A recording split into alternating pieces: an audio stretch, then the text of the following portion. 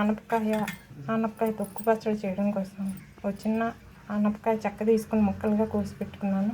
ఇంకొక ముక్క తొక్కు కూడా తీసి ఈ విధంగా రెడీ పెట్టుకున్నాను. ఆనపకాయతో పాటు పుదీనా వేసి ఆనపకాయ పుదీనా పచ్చడి చేద్దామని కట్ చేసి శుభ్రంగా కడిగి పుదీనా కట్ చేసి పెట్టుకున్నాను. ఈ పచ్చడిలోకి కొద్దిగా ఉప్పు, జీలకర్ర, వెల్లుల్లి రబ్బలో తీసుకున్నాను.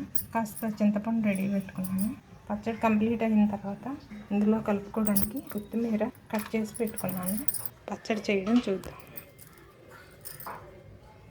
ఆనపకాయ మనకు చాలా ఇష్టమైన కూరగాయ, అలాగే పుదీనా కూడా. ముందుగా బాగా పండిన మిరపకాయలు తీసుకొని వేయించేస్తున్నాను. ఇవి వేగాయి, పక్కా తీసి పెట్టుకున్నాము. ఆనపకాయ ముక్కలు, ఆనపకాయ తొక్కు వేయిస్తున్నాను పచ్చడి కోసం. ముక్కలు వేగాయి, ఇందులోనే కాస్త చింతపండు వేసి మగ్గించేసుకున్నాను.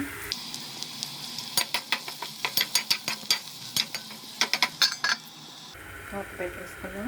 ముక్కలు చింతపండు వేగింది, ఇందులోనే కట్ చేసి పెట్టుకున్నాం. పుదీనా వేసి వేయించేసుకున్నాం.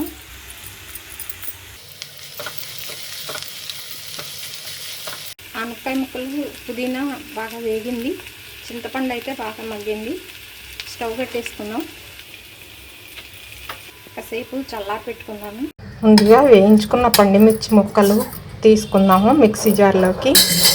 ఉప్పు, జీలకర్ర, వెల్లుల్లి రెబ్బలు వేసుకొని ముందుగా మిక్సీ పెట్టేసుకుందాం. కచ్చాపచ్చా మిక్సీ పెట్టేశాను. చల్లారి పెట్టుకున్న ఆనపకాయ ముక్కలు, తొక్కు, చింతపండు, పుదీనా ఆకు మిక్సీలోకి తీసేసుకుందాం. అన్నీ కలిపి మిక్సీ పెట్టేసుకుందాం. ఇక్కడ మెత్తగా మిక్సీ పెట్టేశాను. ఇవ్వండి, ఉప్పు సరి చూసుకున్నాము. ఉప్పు, చింతపండు, కారం అన్నీ బాగా సరిపోయాయి. వేరే డిష్లో తీసేసుకున్నాను. ఇప్పుడు మిక్సర్ జార్లోంచి వేరే బౌల్లోకి షిఫ్ట్ చేశాను. ఇప్పుడు ఇందులో కాస్త కొత్తిమీర కలుపుతున్నాను.